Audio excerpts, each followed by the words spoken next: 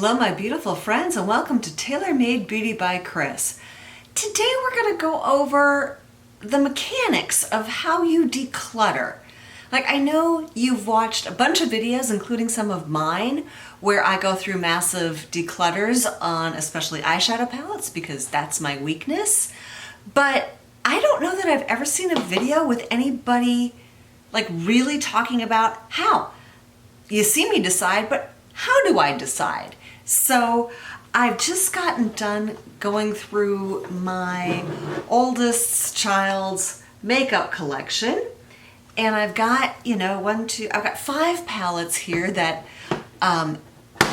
when they didn't want it, I just didn't immediately pitch it in the garbage. I was like, well, there might be something redeeming about that palette. And so I thought, hey, let's you and I do this, and I will do my very best to tell you what's going on in my brain, what I'm looking at, just really the nitty-gritty on how I decide whether I keep something or not.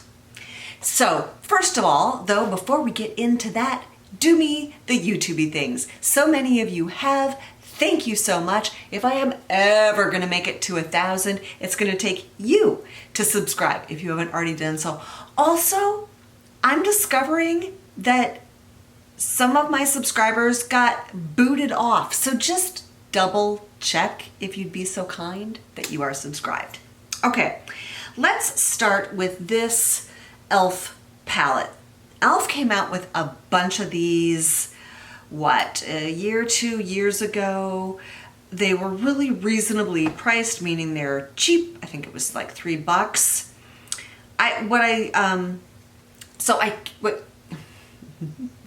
What caused me to keep this was the color story. Like, I'm like, oh, I can do a really neutral look out of this, or then there's this really amazing blue. Now, part of for me, what would be the pitch is it was $3. It's not, it's not bad quality, but it's not super high quality. I mean, it's easier to pitch this one than like a Pat McGrath palette, right? So I'm gonna first of all swatch these 3 mattes. Now they swatch really nicely. There's good color payout there. So that's good. None of them have gotten hard or dried out. And I'm gonna do them on the back of my hand to see how the transfer is. And okay, they transferred really well. So that's all good. Now I'm really gonna do I want those colors? And admittedly, okay, right now I have my spray tan. That's how I get color in the summertime. It's a fake tan.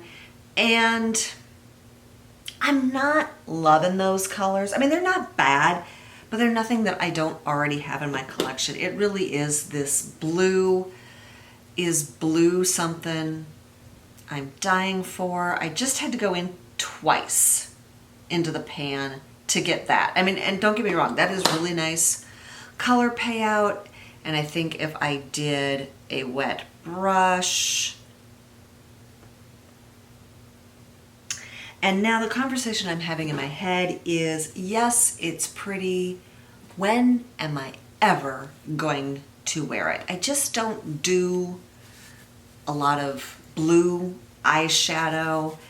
And if for some reason I'm like, oh my gosh, I need blue eyeshadow, I have one in my Charlotte Tilbury, the Icon palette that I know is fabulous. So this is going away.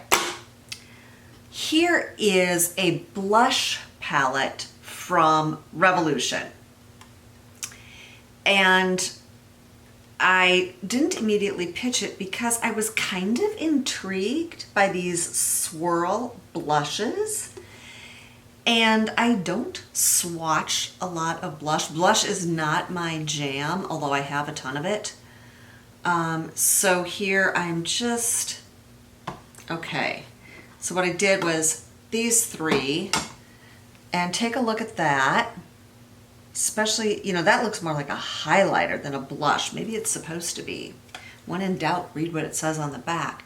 No, it is a blush palette.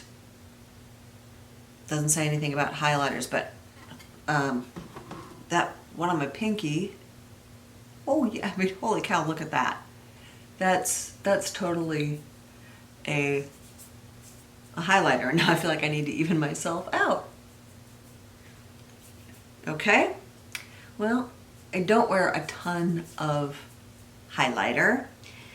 Those other blushes were sort of on the pinky side. So if I now have 3 out of these 8 pans that I am not jonesing on, I don't think I'm going to keep this. But just to make sure, yeah, oh, so pink, too pink. I don't really do a ton of pink. So that one, that was kind of an easy decision. So basically, 1, it's not super high priced. 2, they're not colors that I like. They didn't feel great. Like, I think it's starting to dry out a bit. Oh, do you remember this palette? Kind of sparkly from Sephora. It was on clearance forever. It's got some nice mattes in it. Although the pans are kind of teeny tiny. And I have a feeling now that I'm looking, I'm like, how would I put together a color story on this? These 2 shades are really light, and this one is a little too dark.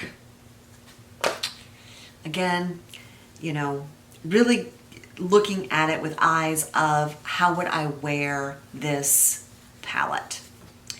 And these days, honestly, I need a palette that stands on its own. I don't love the idea of having to supplement a palette. This kind of blue-gray, pretty, very pretty, but I am not keeping a palette for one shade. Bye-bye. Okay, this is actually a little easier than I thought it was going to be. Here is a NYX Perfect Filter palette, and this really is sort of color story that I gravitate to. It's warm, it's neutrals, it has a little pop of peach. Yeah, that peachy pop right there. Oh, look at, oh my gosh, okay. I am pleasantly surprised by that. Let me even it up.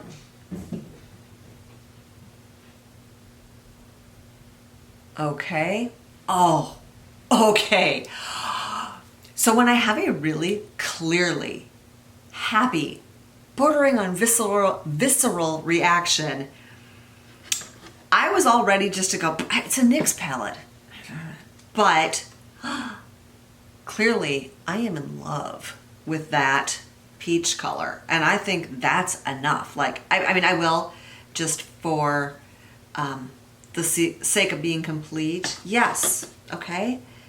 There we go. Those swatched nicely.